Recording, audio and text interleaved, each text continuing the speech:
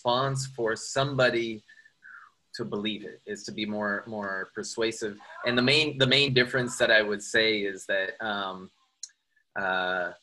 like factcheck.org or Snopes, a lot of people in the Trump camp believe they're compromised and won't listen to a link from them. But a link from the source is something like from the government website or something, is something they'll believe. So that would be a better proof, even though they may be saying the same thing. That's kind of the goal. Mm-hmm. Cool. Yeah, this is great. I just joined.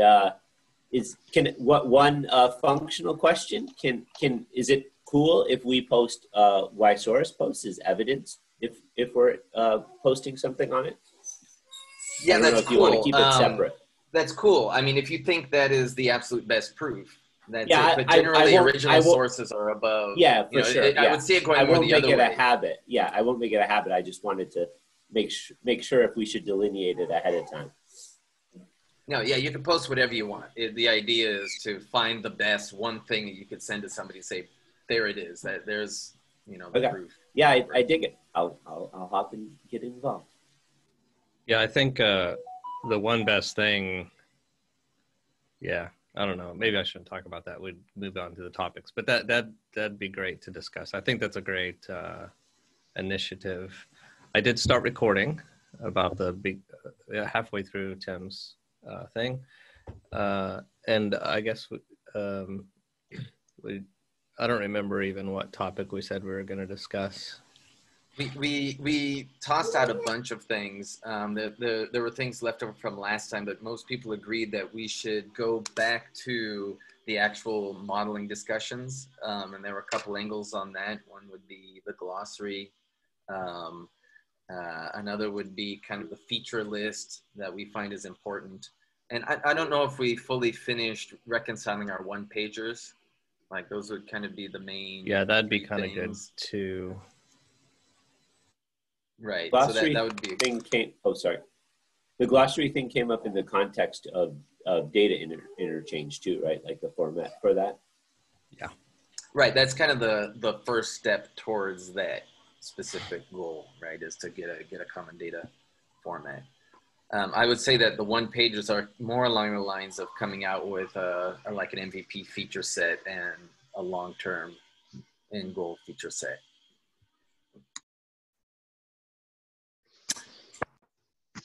So does anybody have a preference?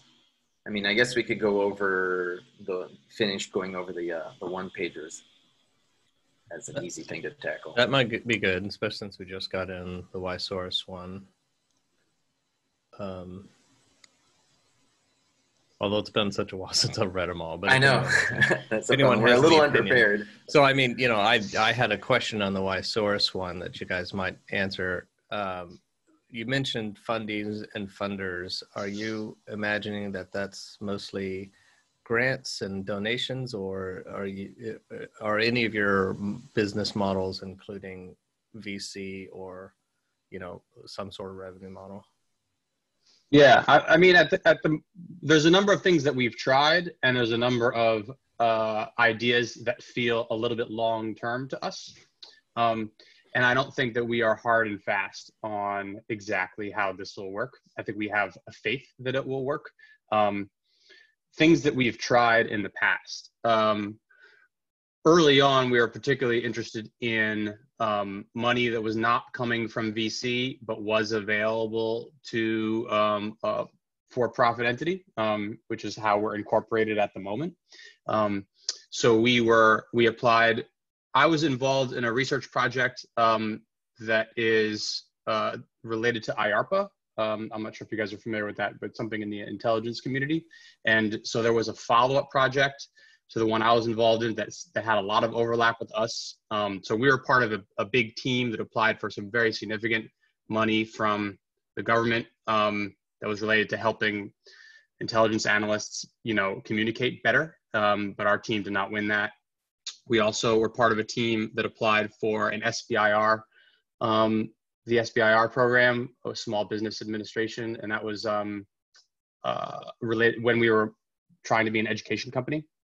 And that also was very large, and we did not get that either. We've applied to the Knight Foundation, which has some programs that don't care what entity you are.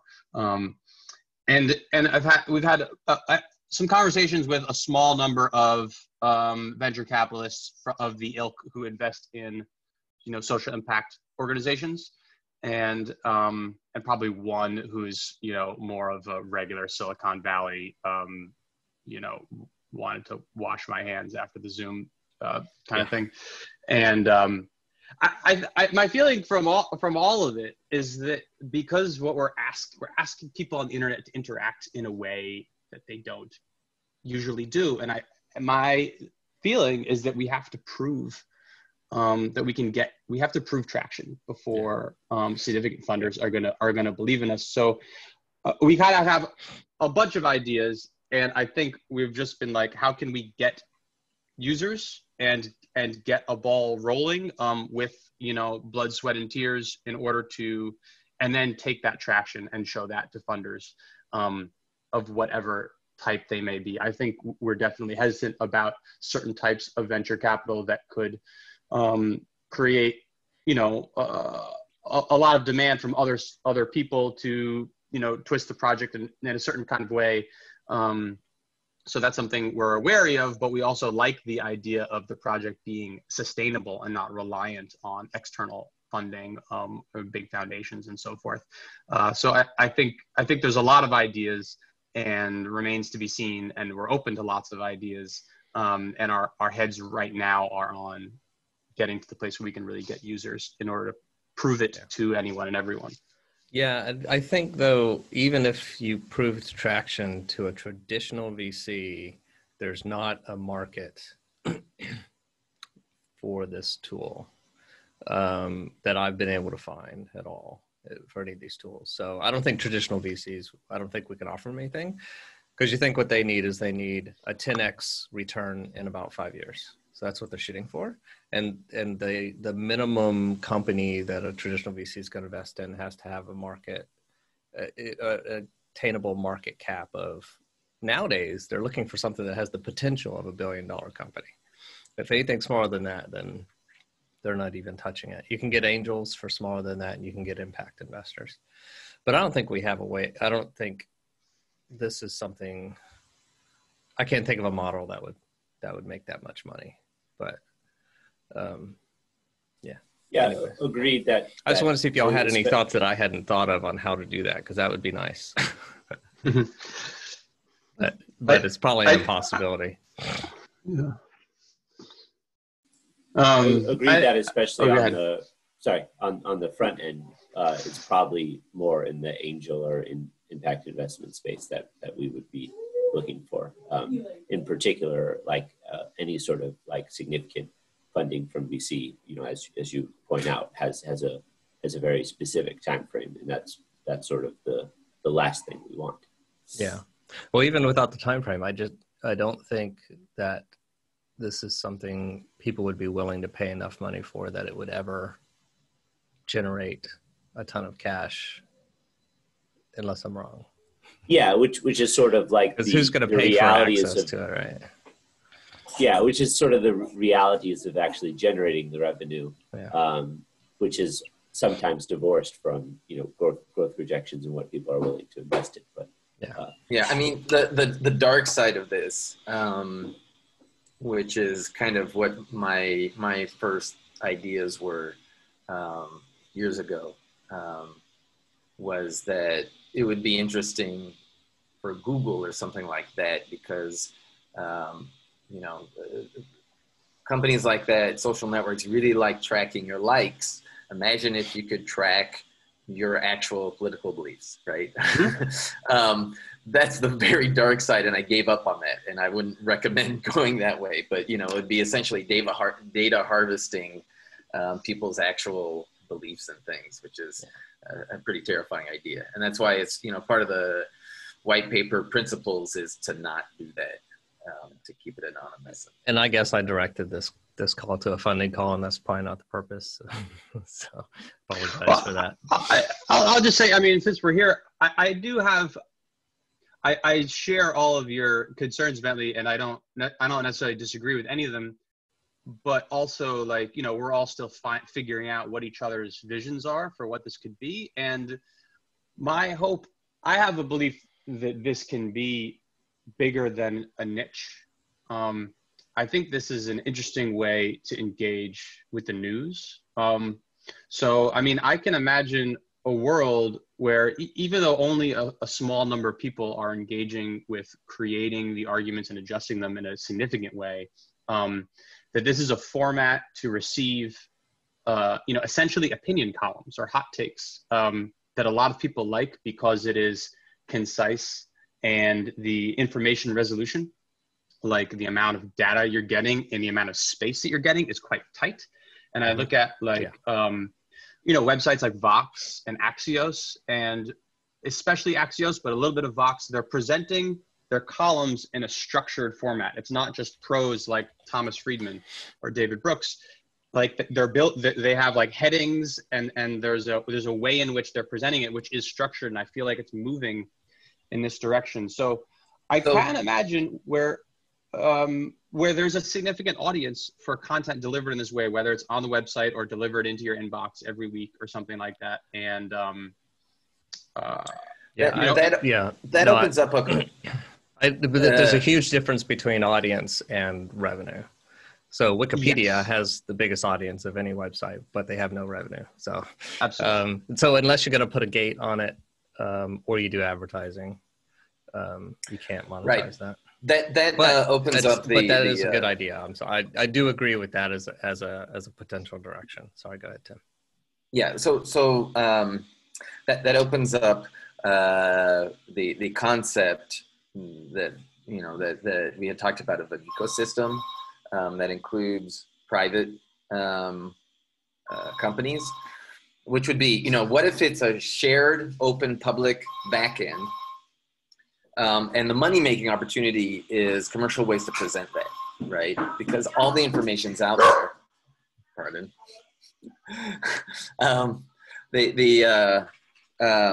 Yeah, all the information could be available and out there, but there's so much that, you know, really it's interesting to people. I've said like writing a narrative around these things, or one second, I'm going to go to a quiet place. So while he's moving, yeah, those are, I think we should kind of pursue all those ideas. And I don't think we need, go ahead. Yeah, just to finish that thought. So in other words, maybe there's a common backend we can all be building together, and yet there's a commercial enterprise that's around that could be totally ad driven. If you create a layer between the honest data and, you know, a more commercial or interesting way to present it, or to draw together interesting narratives and things like that, then you preserve the honesty and trustworthiness, but also create interesting ways to get an audience and have ad revenue in a way that doesn't impact, right? Yeah. Mm-hmm. Yeah, and the audience. So yeah, there's ads, and then there's kind of the Patreon model where, or a complete gated. You know, you could have some content for free and some content you have to pay to get access to. So those Vox three models does a combined model, right? Because they actually receive donations. Who does a combined model? I missed. Vox. Vox was receiving contributions, even though they have a commercial model. Yeah. During, especially during the pandemic. So yeah, any combination of those three things is a possibility. And, you know, I don't think any of us on this call are hoping to become billionaires. So we just need to make a nice living and make it sustainable. I mean, that's kind of the goal. A nice living doing this. Right. Yes. Yeah, right. That's the right. goal. Right. Yeah. Well, I'm definitely like the ecosystem idea where there's for-profit and nonprofit arms, you know, and whether they're just friends or one is a subsidiary of another, or, you know, that type of, that's definitely a world that I'm interested in exploring. I'm also, and Gene and I might not be in the same place on this, but I wouldn't say that I'm at 100% certainty this absolutely must be a for-profit. You know, I'm not, that's not like a red line that, but I'm also my favorite version of that's my favorite version is that it has, you know, its own revenue streams that helps it be sustainable, and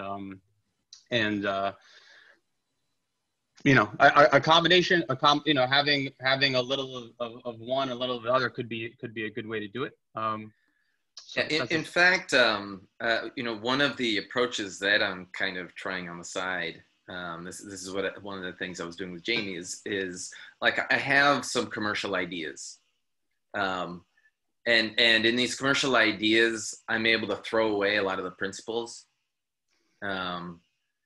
and go for something that's commercial, and use it as a funnel for money to fund the bottom layer, right? The honest layer sort of thing. Mm-hmm. So anything that, so you can think of things that aren't exactly, we're going to build this thing, and find something that's commercial in a similar space, and then spend some of that money on actually building out the underlying layer, right? That's kind of one of my plans. Hopefully. Yeah, one other model I just thought of, and I don't know if I hit this before, but kind of a betting model where people put up money and then based on the evidence and stuff like that, I don't know, just brainstorming. There was another one. Yeah, anyways. I have another topic on their one pager if you want. Sure. Which is the overarching goals. They seem focused on generally improving the state of the conversation online and between people in general, and educating people on how to debate better and make better decisions. Is that kind of sum it up or capture it? Sorry. Yes, but you know, it sounds like you have. I'm curious to hear what right. You might say, because maybe you're about to make it better, or suggest something else. Well, what I would say is, like, I agree with all of those. Hi, Jamie. We hear your microphone. Oops, sorry.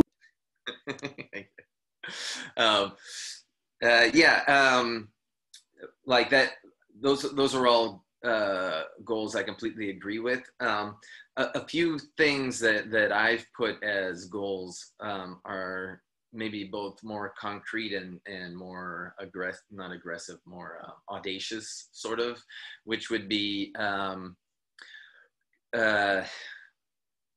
would call it, in one way, promoting an idea meritocracy, in another way, providing the tools that help knowledge accumulate in ways that it never has before.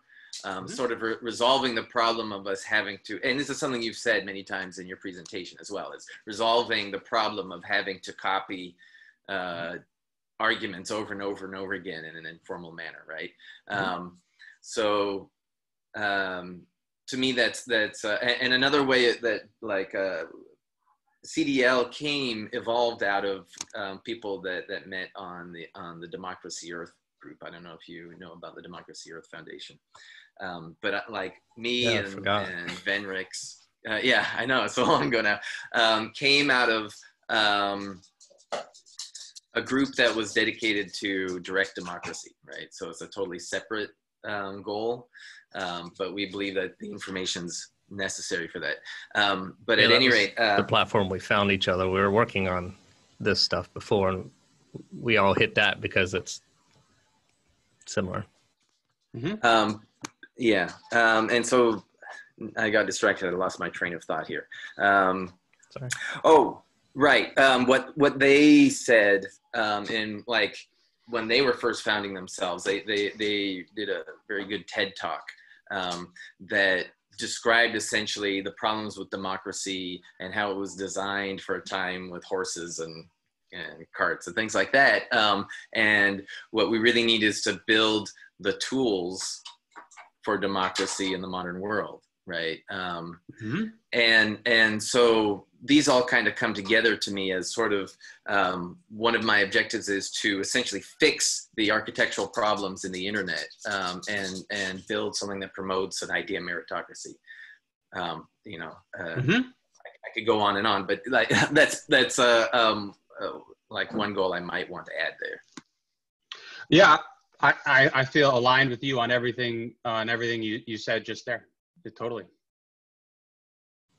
Question, fellas, what are we talking about right now? We're talking about our one pagers. Oh, okay, Gaining alignment on that. got it. And just it's focusing on the Y-Source one because theirs is the most recent. And maybe Josh or Gene, did y'all read through some or all of the other papers? Was there anything that was shocking or different or that came to mind? I'll just to quickly touch on something from earlier about the nonprofit and the for-profit and making money. I'll just say that is, it's nice to hear, Tim, you the way you were talking about that earlier and how you know, I have a better sense of where your head is about that, and I'm definitely interested in you know, talk about different models for, you know, how that ecosystem could work, you know, different ways to try to make that sustainable on all sides of it. So just mark that down for something I'm excited to talk about some other time. On the other one pagers, I don't know. I think for me, I mean, I read them maybe last week, so I don't have them all memorized. But it was a general sense. I guess there's like little things I'd be, you know, be curious to pick back up on with different people. But I don't want to. I'm not sure what the structure is for. Or where you guys are. If you've already discussed all the one pagers and you're offering it up for us to comment on them, or you want to go through them all one by one? I'm not sure where we are in the process of the one pager story. Yeah, we didn't have a set process and we haven't really done it. We just all wrote it and read much of the other person's stuff. So that's kind of where we stopped, and then we didn't figure out a process. So yeah, if you want to be more kind of organized and constructive, productive about it, you know, maybe we can, now that we've given some initial reactions to Ysaurus, we can table this and put it as kind of homework for everybody to make comments on other people's one pagers, and then next week finish the discussion. Question, fellas. What are we being productive about? Gaining alignment on what next. And I guess that's an understanding the next step within the CDL, I think. I don't know, we talked about like 3 earlier, so maybe we should decide, but I think like as we said, the one pagers is an introduction, a first step to choosing sort of the feature set that the CD should have. And the other angle would be the glossary, which is focused on the data model. One way we could do this is we just spent, you know, a little bit of time talking about the Ysaurus one pager. We could feature one pager per Friday meeting and you know, call this the Ysaurus one, and we could spend the rest of the meeting on the glossary, and then next week have a different featured one pager and pick up some other topic. Just a thought. Go ahead, Mark. Mark Antoine, sorry. And sorry for being late. I totally forgot about the change of time. It seems to me one thing we would like to be efficient about is, yes, we can comment on one another's, but I think it would be important to map out the alignment and misalignment in goals. Like okay, what is it that you want, that I want, that, you know, that different people, and maybe list the goals enunciated in each white paper in one map and see, okay, who's behind that and where do we think even goals may be conflicting. Didn't we do something similar with Jamie already? Yeah, like Jamie summarized lots of stuff.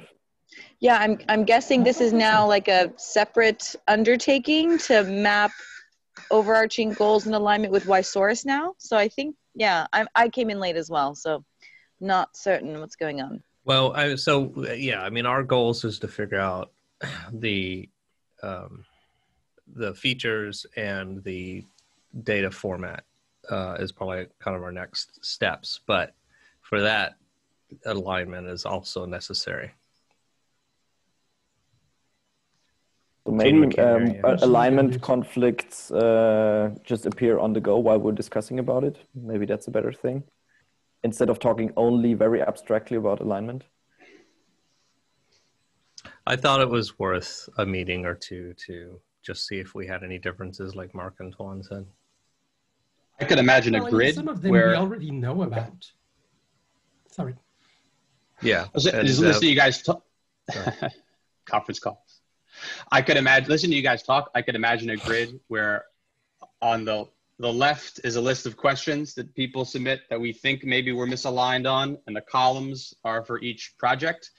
And then, you know, we can phrase up the questions like a claim, and then each column you can put down, you know, agree, disagree, you know, et cetera. And, you know, it can get a sense of where there's agreement, which questions there's only one outlier on, which questions are a big mess, which questions everyone agrees on. So maybe we should go ahead and take a step back, and everyone can comment in the comments or something what topics. Well, we want to as I cover. think about it, I do recall that I think the one pages were actually recommended by Jamie herself. Jamie, this was a step towards sort of, you know, the federal papers or whatever of creating a constitution for the group. So what was your intention with the one pagers, and what's the next steps that you had in mind? Well, it's been several weeks since I've thought about that, and I've definitely been stretched to my limit in terms of capacity in managing various things. But if I remember correctly, what I had us do was outline overarching goals, something about specific features actually, and then writing some kind of one pager. And then we blended those together, found where the overlaps were, found what was extraneous, and we started making a cohesive list. And then I don't remember what precisely was the next step, but then I asked us to do this another homework set, and then we moved in a different direction, which I'm perfectly tickled and pleased about that we moved into a new direction, by the way. So we no longer needed that specific process, but if it's helpful, I can just look at the folder and try and jog my memory as to like what the process was to undertake finding alignment. But it was like, you know, laborious to work through all of that. I actually like the idea of having this alignment matrix. Nobody replied to that, but I like the idea. That's how I did my my pod negotiations with 2 other families in town. We did like a Google form survey, which I'm not sure is the right way to do this. And then, so there were like, you know, what do you think the rules should be with, you know, kids in cars, you know, from other classes? And then we could see where we all agreed and where we disagreed. That's where that came from. I think we're still trying to tease out the questions that should go in the survey. Mm. And I think the questions will come up while we're, for example, discussing about the model, when we're connected to more real world examples, for example. As I said, I think a lot of the questions are already on the table, and we need to write them out and systematize them. So who would like to, is that a single person task? Was that a multi-person task? I think... Or do that in the meeting? I think maybe we should identify key questions individually and as a group unify the questions and say, okay, these are the set of questions. Okay, sounds great. So yeah, we could just like create a spreadsheet and everybody can fill it asynchronously. Not in the meeting, but in general. Yeah. Then we see what we come up with. I'm not sure a spreadsheet is the best first. Well, I would add the key questions to the one pagers myself, and then, or maybe one document with key questions according to blah, blah, blah, blah. And yeah, maybe you're right. Maybe it's a spreadsheet. It's just that the key questions are more substantial. Okay, fair. Let's do it in a spreadsheet. It's good to have a shared document. Sorry, Felix, for the hesitation. Gene, you're muted. I wasn't talking. I'm not sure which. Was it me that's muted or was it Jamie that's muted? Gene's muted. His audio wasn't working. No, now you're muted. No, you're not. But we still can't hear you. He says, all good. "Oh wait, there you are." So someone needs to make a spreadsheet. I can do it. Okay. Are you going to put it in that same folder as the one-pagers? I'll try.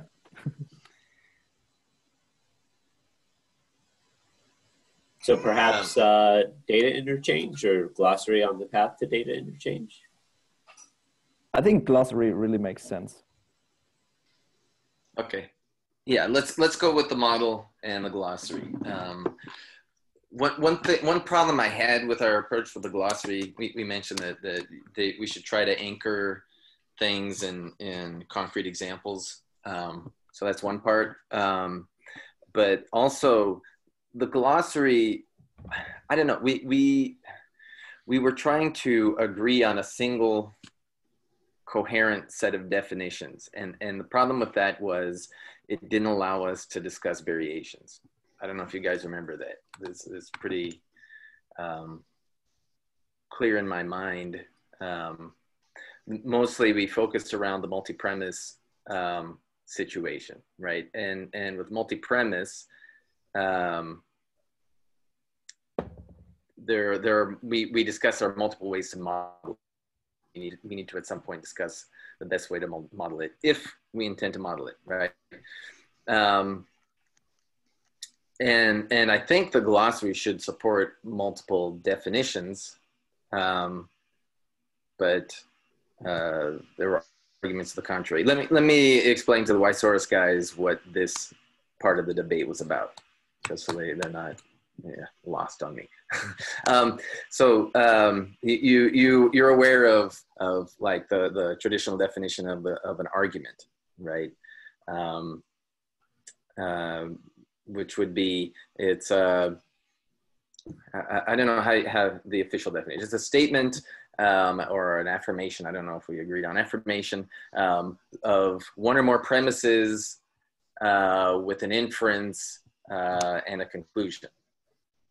And so the point there being the one or more premises that we're discussing about. And there are different forms that can take. There's like the syllogism, which our go-to example is that Socrates is a man and all men are mortal, therefore Socrates is mortal, right? So you have two premises that lead to the conclusion, right? There are other types of multi-premise we've discussed, which kind of fall around logic rules.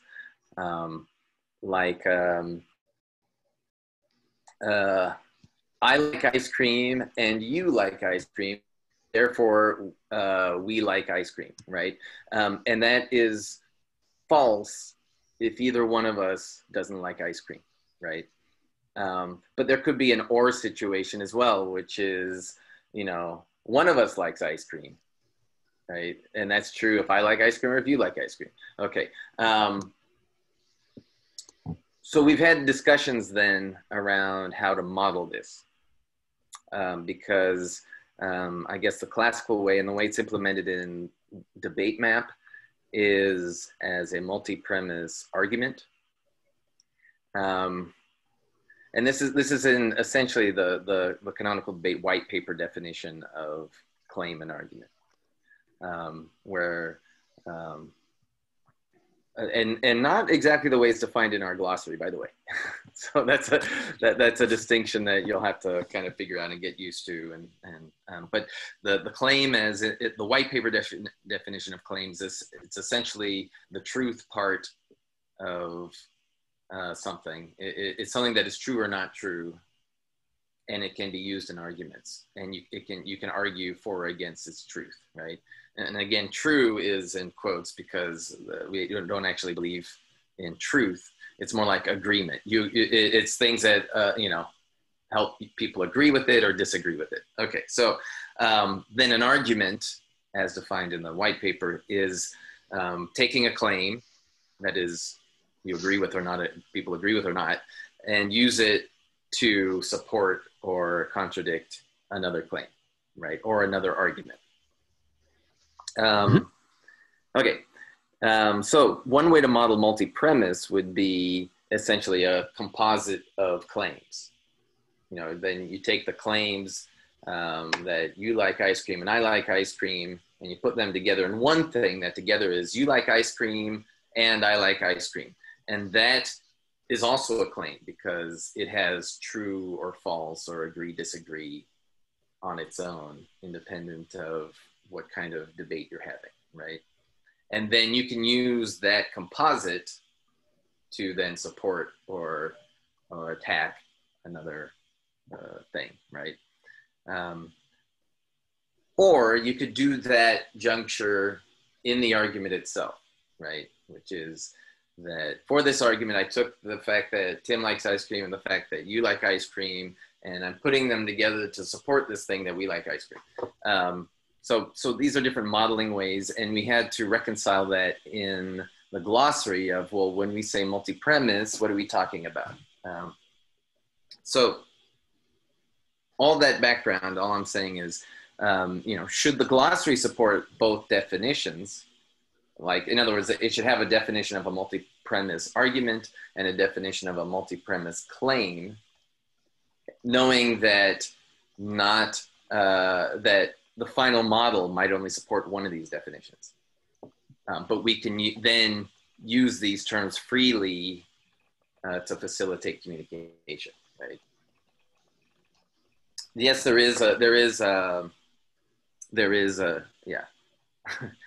is a document. It was posted somewhere recently, but we can repost it again in Hangouts. I think maybe as the representative, the strongest representative of the way we've been doing the glossary up to now, I would maybe nominate Marc Antoine to respond to the things I've said, because we're kind of refreshing our memory at this point anyway. So, you know, just what are your reactions to what I've said so far? No, I think a lot of it is accurate.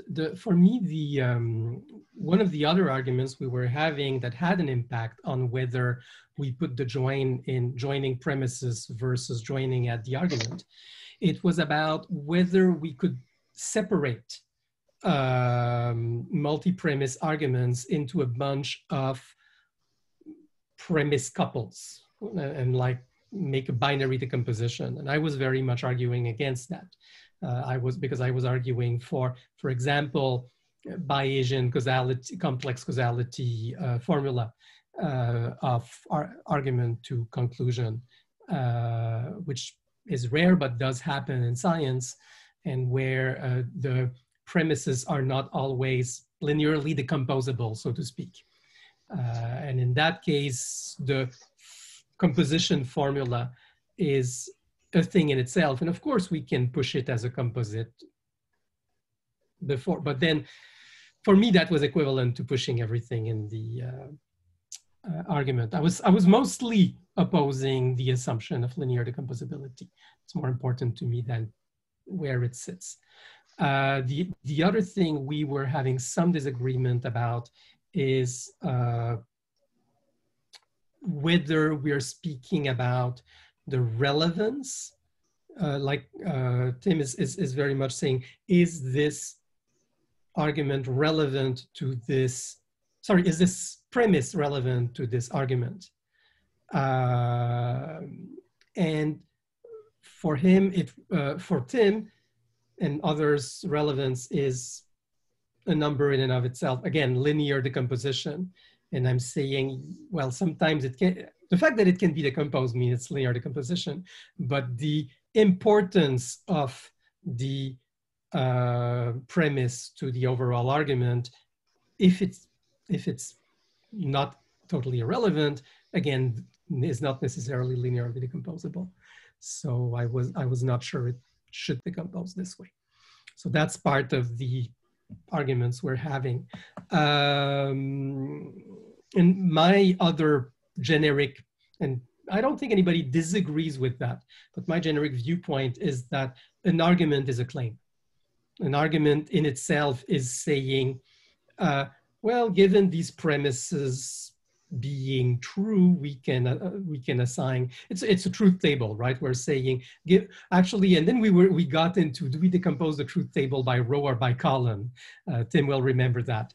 There were the notion that there could be partial arguments, which would be this combination of truth values for the premises gives this percentage of probability of the conclusion being true, and that's the by row decomposition, as opposed to linear decomposition, which is more by column of the truth table. I think we agreed that an argument would be a single row, right? Yeah.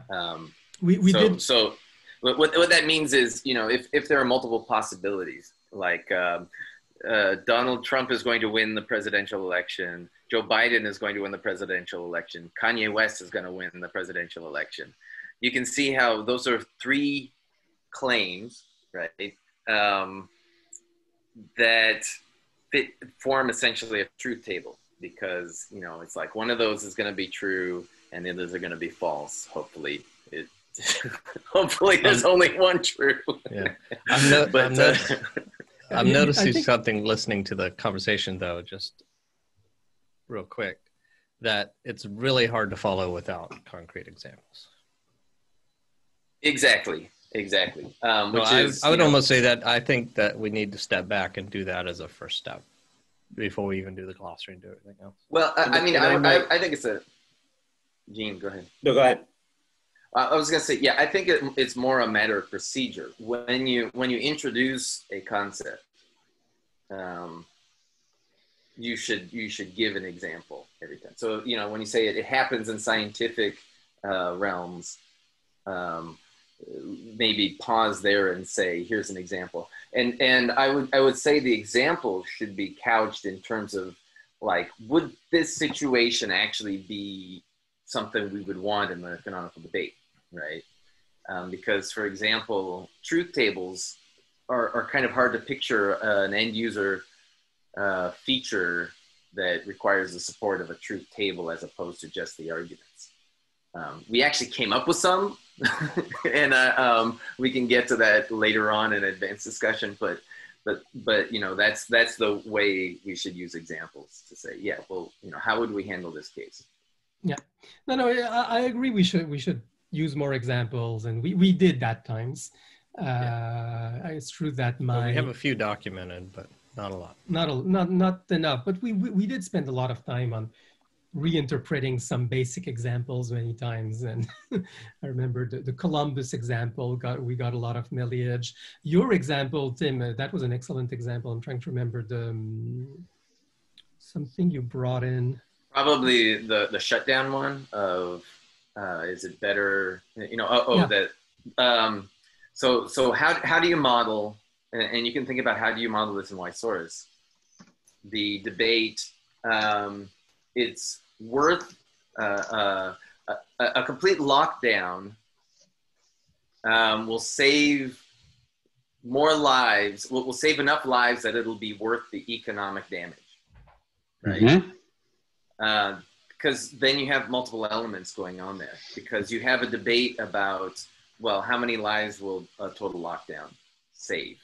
And then you have the debate about, well, how much money, what will be the economic damage? And then you have a separate debate, which is how much is a life saved worth? And then you have, you know, all the ancillary. It's not just black and white dead. You have all the other impacts of society. There was a great Planet Money on the dollar.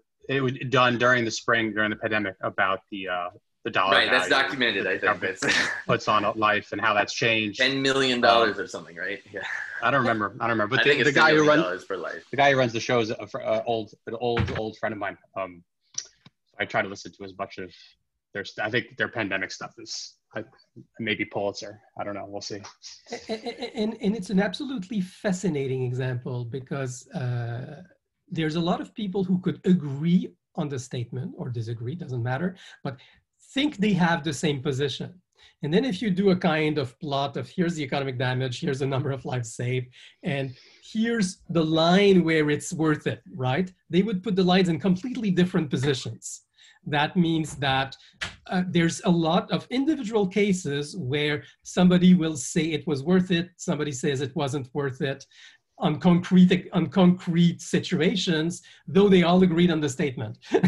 So this shows how often the statement is absolutely meaningless as opposed to understanding what people believe.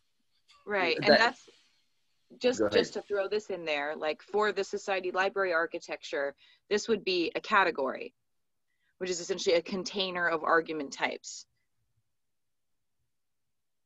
Yeah, but I don't know if it's even a matter of category, subcategory, Jamie, because I think this is a good example of a continuous example. It's not that you can classify the position of people on in buckets. What I said is each person's position ends up being like a line on this graph, and there's uncountably many such lines.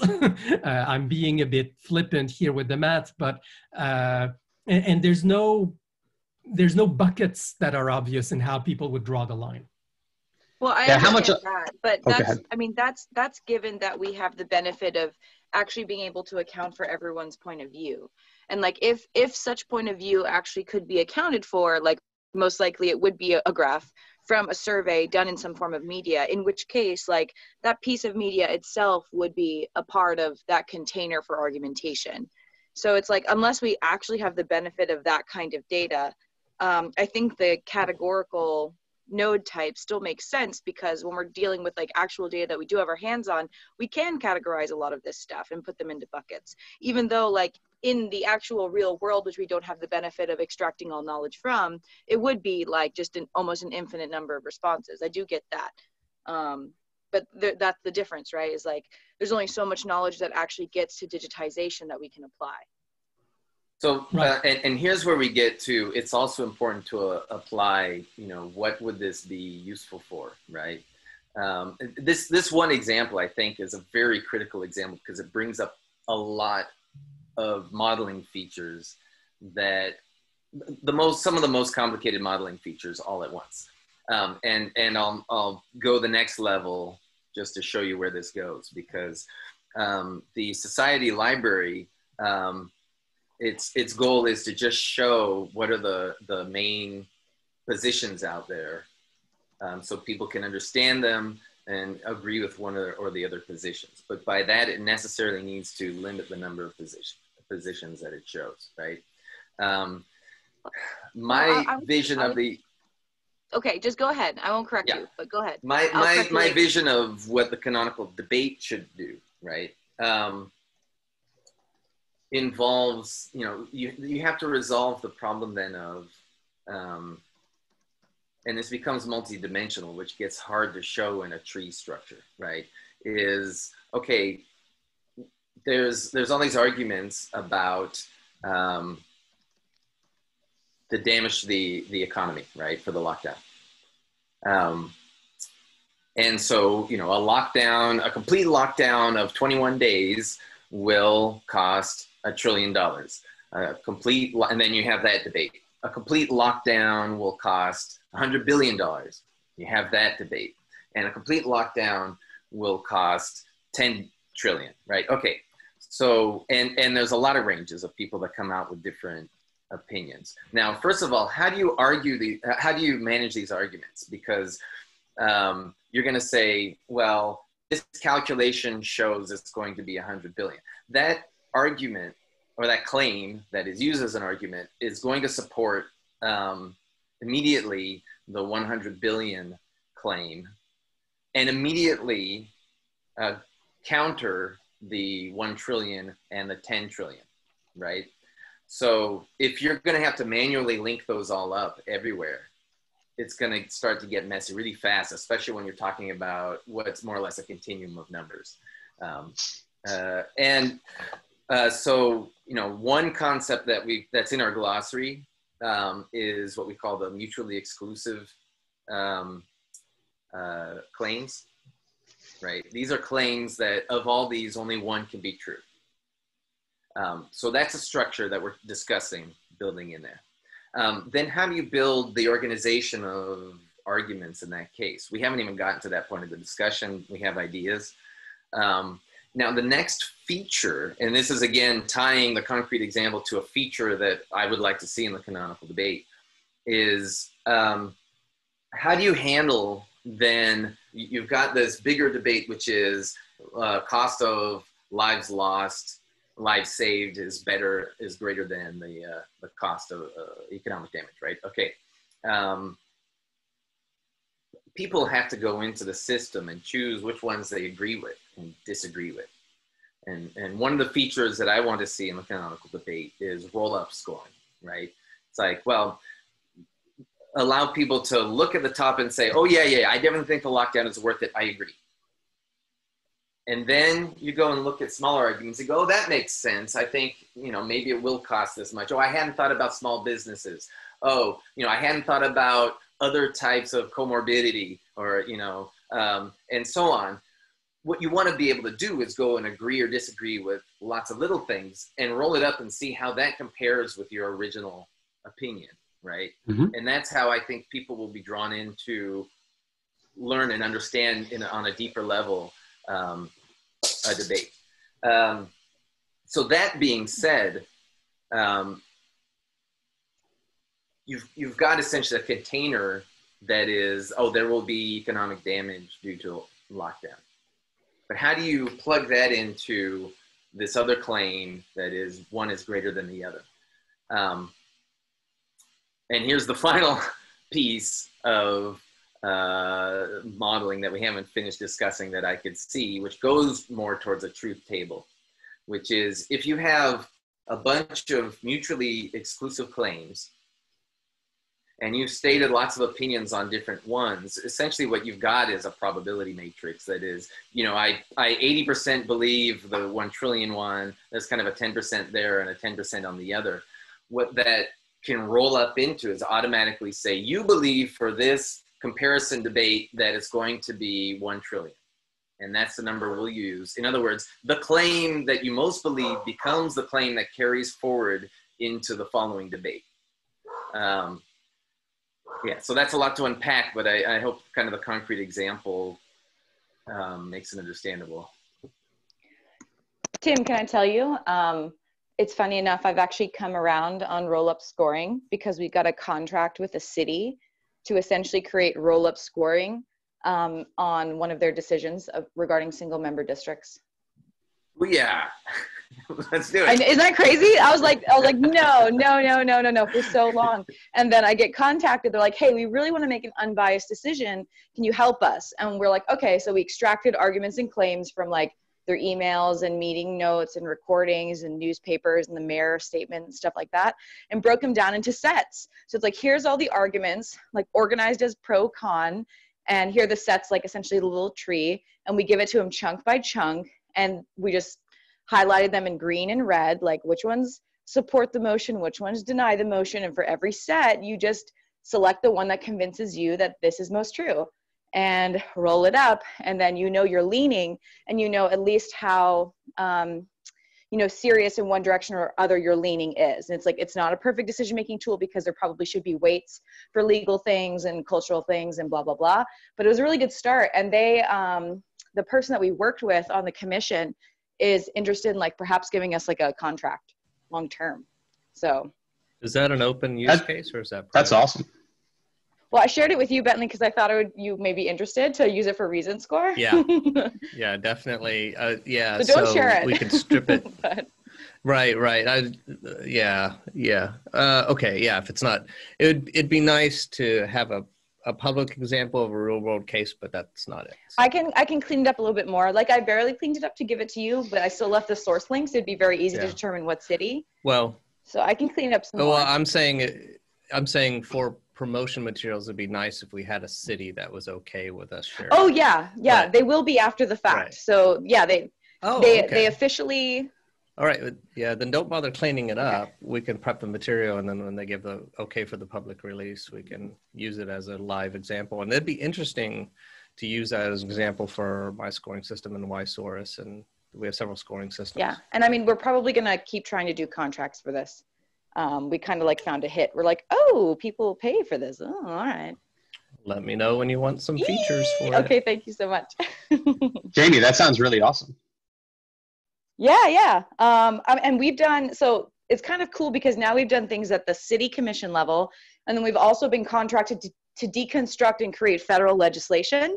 So like all up and down the ticket, we've like worked with government to make more effective decisions. So I'm pretty stoked about what that means in terms of Society Library having survivor lines, lines of income. Yeah, and I'm actually going to be talking about it at the Forward 50 conference, which is why I'm so like overwhelmed right now, is because it's like the largest digital governance conference in the world. And I'm going to be speaking to like, you know, the digital ministers of like all these world governments and have an opportunity to pitch the services. So I'm just like trying to create the best presentation ever. And that's why I'm like so harebrained right now. Excellent. Right.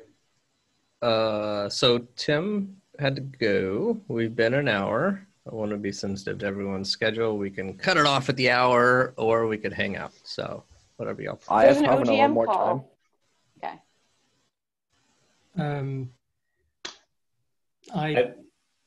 I thought I was coming in for an hour at the time I started, so I could definitely stay longer. But I do feel it's a bit. I don't know what we're going to speak and if Tim should be there, so I'm open. Unless we want to, you know, focus on, like. I mean, Stephen just asked to join, so maybe Marc-Antoine and Stephen would be like good opponents. It's cool. I mean, the only thing I'd say for this discussion generally, and happy to stay around and continue talking or not, but is it might be helpful to set the intention for the context. I mean, you know, resolving, you know, the glossary in the most general sense, while a noble cause, is certainly quite the endeavor. You know, a lot of these topics, if we're talking about trying to be concrete about the representation or set the interchange format or whatnot, are in some sense less relevant. Like whether it's a claim versus an argument or whatnot, you know, it's for the most part it's a JSON node or whatever it is, and we can just talk about requirements for it. It actually has subtle impacts on the data model depending on what you want to accomplish. Agreed. Maybe that's a poor example, but like that. But yes, having a shared data model is kind of it is a goal, but that does mean we do have to have some clarity on intended features and whether. And we agree that we can have intermediate data models, but as long as there's a good path towards evolving them towards not necessarily maximal, but something that does embody. And so the question of how we really model these complex arguments is kind of, we want to know that we are not painting ourselves in a corner in terms of the most complex argument cases. Yeah.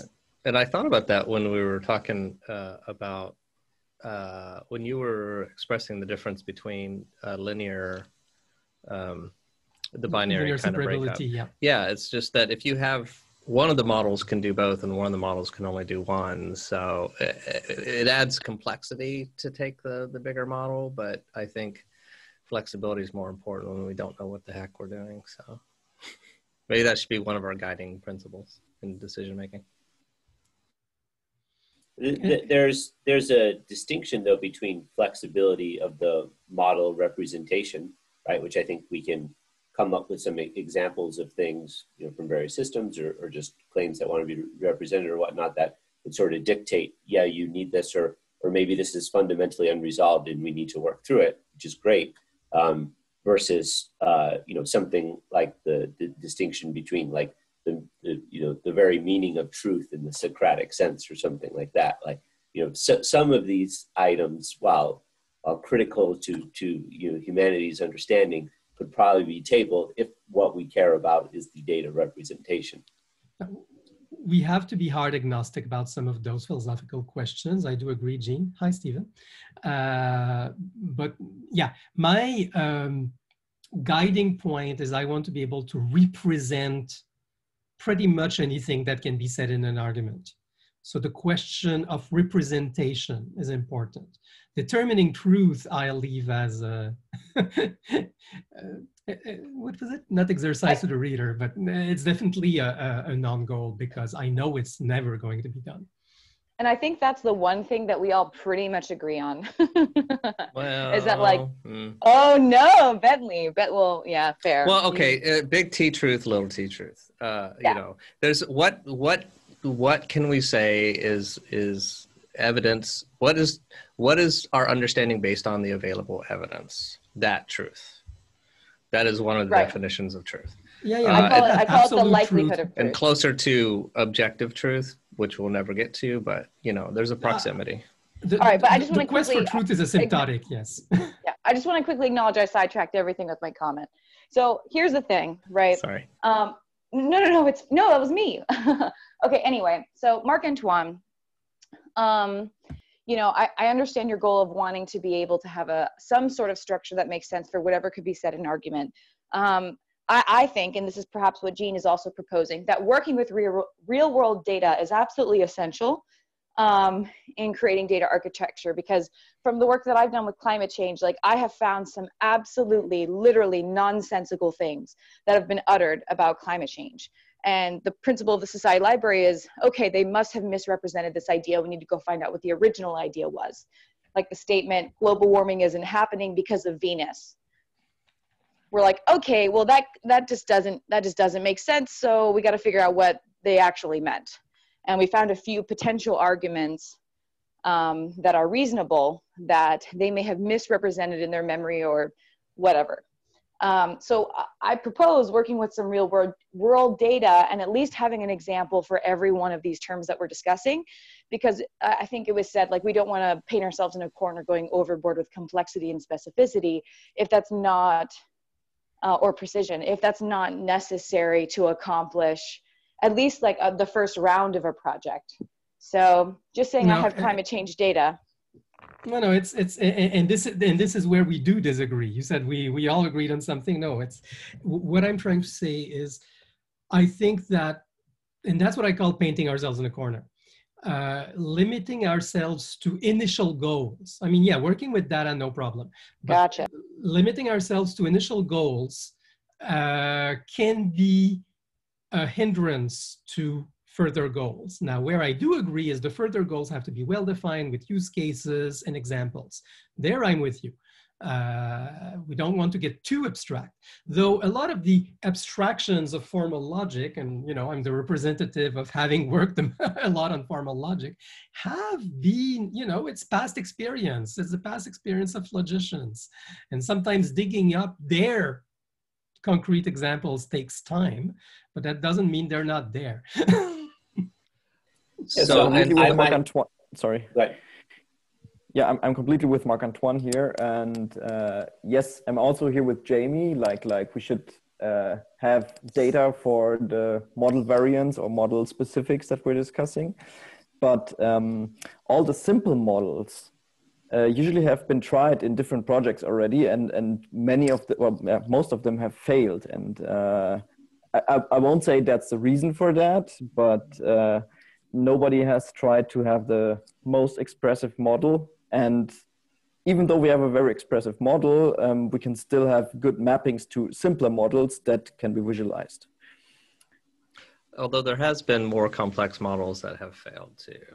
Yeah. You have, you're right. What is it, Artec? Haven't failed, that's rude, but yeah, But Marc Antoine also is a big believer, I believe, in progressive formalization. So my question is, isn't there an agreed upon model for the first layer of collecting the, wouldn't the model also have to manage that simpler thing without, and then we could agree on that and just leave room to bolt on the other ones, or is that wrong? The question of paint ourselves in a corner is saying that there are some ways to articulate the simple and complex models that make it very difficult to bolt them on later. Let's put it this way. And there are ways to say, okay, we can do this much and kind of have the hooks already for the next level of complexity, even if we don't implement them now.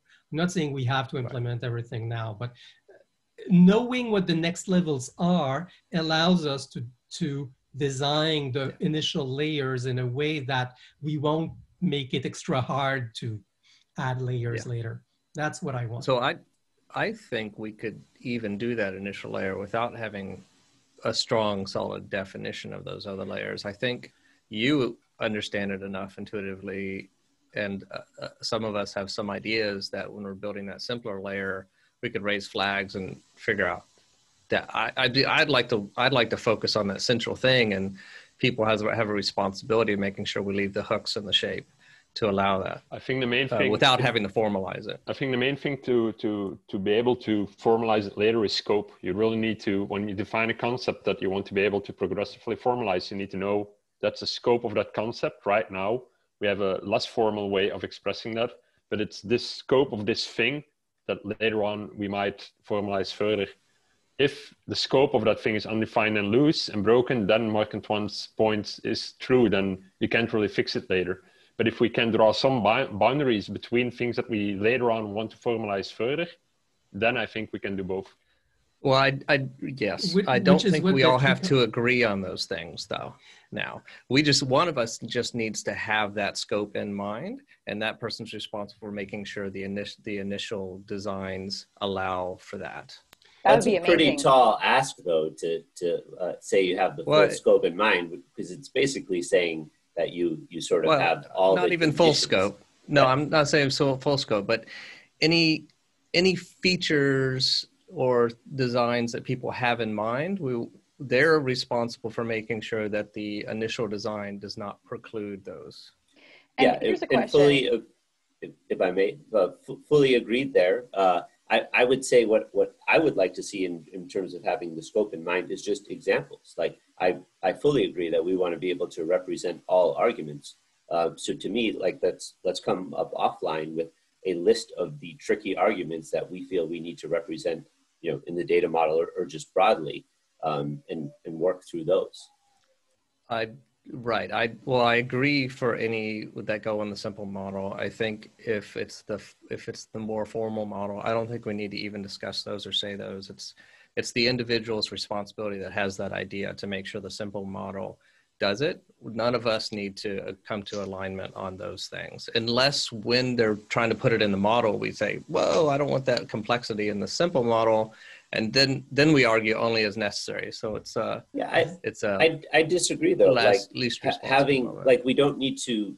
I fully agree that we don't need to fit them all into the model. But I think having the examples there to know which ones are going to be difficult and thereby determine the scope that we're restricting or not with our design decisions is sort of critical. Like it's one. Why? Okay. If we don't, if Mark has an idea that he needs to leave a hook in the model, and I don't care whether that hook's there or not, why do we need to spend the time arguing about his final design? Okay. Or his scope of his concept. I would, as a way to approach how to structure this and make the conversation to determine this stuff efficient, my mind works with grids. So I could imagine an extension on the grid idea where we have a list of features, and we're probably all familiar with labeling features with need or want or later or what have you. We could have a list of features and columns for everyone, and you could put in need for the MVP, leave a hook, want it, don't care. And we fill out, you fill out a grid and just go down the line. And someone could also leave a comment like, this one needs an example, or you see where people disagree. And if someone disagrees on this is a feature that the model needs, then you progress to, all right, well, we need to find some examples that prove that this is a necessary feature as a way to. First, full agreement that, it comes back to what Jamie said about data, with what Gene said about examples. Scope will be defined by examples up to a point. My experience is the kind of modeling features that I say I need for the advanced examples. Many people balk. It's like, oh, this is too complex. It's not just leaving a hook. It's like, it does have usually pretty fundamental impact. And so having at least an idea of, okay, let's have the discussion about what this entails, why the structure is necessary later, and what impact it has even on the first draft of the structure. I think those discussions are necessary. Well, I agree with I agree with you saying that there are things that people are going to bump on. The question is, do we want to spend time on the things that people aren't bumping on right now? That's even scoping, fair. even listing them, as long as one person is represented in the group that can keep an eye out for that. Let's only discuss the ones that we're butting heads on. I don't want to do an exhaustive list. And I would say we at least want to spend time on them offline. Like, I mean, coming up with examples, us individually thinking about the ones that matter to us most and how that might impact the model, and then bringing it back to the group makes good sense to me. Well, the individual needs to understand it to the extent to be able to throw a flag or make a change in the design model. Yeah. My approach is, let's actually spend time working on what the maximal model might look like, even if it's not dot all the I's and cross all the T's. And then we can say, okay, what's a first step simplification that can expand into that later. But have a rough, at least a rough idea. It's rough consensus is what I'm aiming for a more encompassing model. And Completely that should be a subcommittee. I mean, not everybody's interested in that, and that's fine. Yeah. But I don't agree with that, but I think it's wise to do an experiment in that direction. And I'm really curious to see everyone's ideas on a final model. So yeah, let's try that. It's just at some point we might want to say, oh, we're going down a rabbit hole, we need to cut it, and then let's go to the simple stuff. Fair. Perfect. And of course, this discussion makes perfect sense to me. And of course, this discussion only needs to involve the people that are interested in this kind of thing. Yeah. I heard a couple of times like scenarios, use cases that we need to have somewhere. You also suggested it. Have you guys talked about a suggested format to do that in? Is it like actual written use cases? Is it actual real world arguments? Is it, because that also matters. No, we haven't formalized that. I think writing it out in prose is the best we can do right now, because any sort of formalized structure, I think, kind of dictates a data model. I don't mean formalized structure, more like what is a scenario, what is a use case? Because for someone like Marc-Antoine, it's probably more like, take this formal argument. Is that a use case? Or is a use case people are having an argument that can be expressed formally? Right. No, I think that both are good approaches and probably not exhaustive. That is, having a list of, here are arguments I know I want to express, and that's a kind of minimal use case. And here is a use case of what I want people to do with such an argument. And I think that's extremely important. Being able to say, people need to be able to compare this argument with that argument and explain how they're different. For example, that's the kind of use case. People need to be able to argue about whether they mean the same thing by this word. For me, that's a use case. And what does it mean by, what do you mean by the same word? Does it entail a counterexample? Does it entail a distinguishing characteristic of different usage, things like that? This is, and what would it feel like to do it? Yes, I think that's something I would expect to see there at some point. Now, the argument list or the use case list are formats. I don't think they need to be the only formats. I think, because I agree with Bentley, some of it will just be prose, and I'm curious to see your prose example. But I'm saying if we can boil it down to, here's an argument I want to see in the system, and here's what I expect people to do with that argument, well, that makes it easier when we have such simple formats for use cases. Does that make sense to everybody? Yeah, and I think later on we could advise people to not make, if someone makes a use case that's kind of, or if we come up with a format, we can kind of switch them all over or something. But the only one we actually have is the smoking dialogue, which I think, Stephen, was yours, right? And I don't like it because it's too close to what people really say, and we don't know what they meant, but that's my problem to prove. Well, that's always the problem. Yeah. Yeah. We're always starting with language, which is always imprecise. Yeah. And that means we have to infer what they mean. Yep. Well, but we don't have Anne or Bob to ask. That's the problem. No, but that's the reality. That's not the reality that I'm looking for.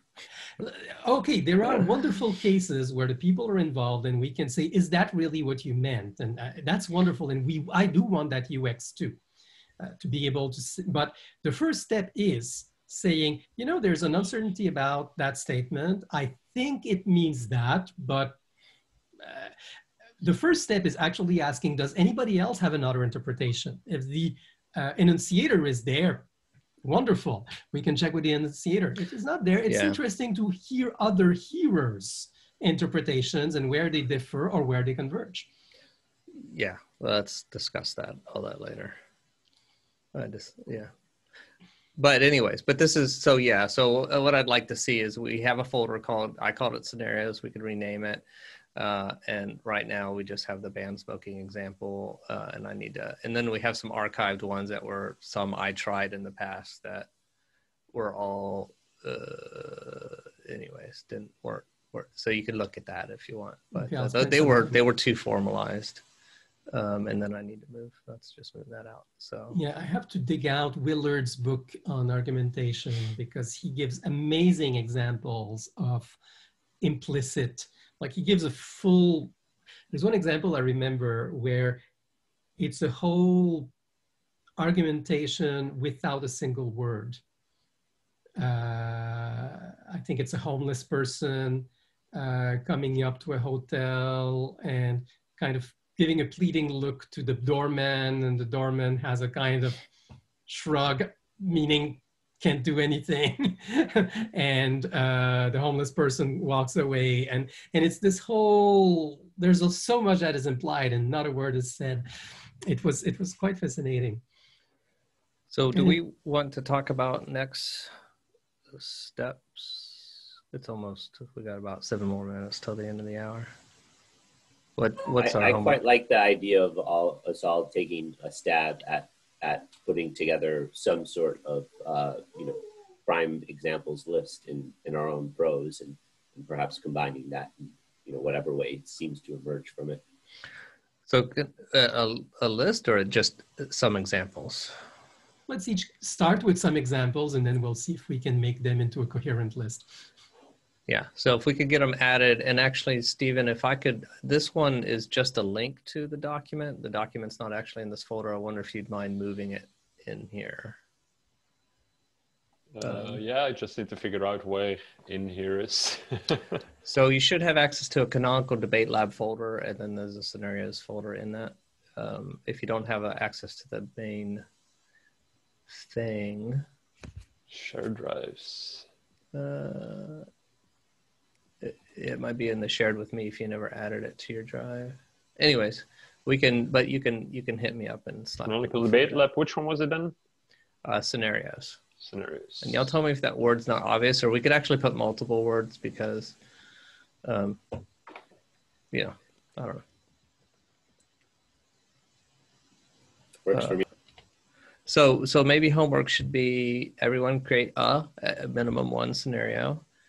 And we spoke about key questions earlier, identifying key questions we think we need to work on. For some reason that's not clicking. Where I said, let's see where we agree and disagree, and we kind of all have an idea about the points of friction, and let's just try to list main points of friction that we think may need to be resolved. Some of them will postpone, but we started already with the alignment matrix. I posted that in the Slack channel. So just populate it. Okay. Okay. Was that in the Hangouts? Oh, in the Hangouts, yes. Excellent work. Excellent. Okay, so I'll make a quick little homework list. Also, and post it on the thing. Any other? We got about 5 minutes, so. No, I think it's a good closure point. Okay. Well, that was a lively discussion. So we'll keep it 30 minutes early, until someone objects, and I'll make the next appointment thing and stuff. Lively? What did I miss? You can watch the video. We did assign some homework. So create a scenario and list out your key. I'll put a thing in there, and I'll have the video up later on today. So, but it was okay. And you were a part of Lively. The Lively part was mostly your part, except for me being a little obstinate in the middle. But yeah, okay, that always happens. One more word. Yeah, one more word about the alignment matrix. If you agree or disagree about something, you can add a comment to your cell yourself and elaborate why you agree or disagree. I think that makes a bit sense and just offset instead of just putting a no somewhere or yes. But only if you think it's necessary. The alignment like add matrix. a comment to the cell? Yeah, exactly. You can add comments to the cells. I think nothing stops us from adding comments even to the yeses. I will do that a few times. Yeah, of course. Yeah. And if you, yeah. Okay, great. All right. Okay, folks. Thanks, everyone. Thank you very much. Bye-bye. Thanks, everyone. Bye.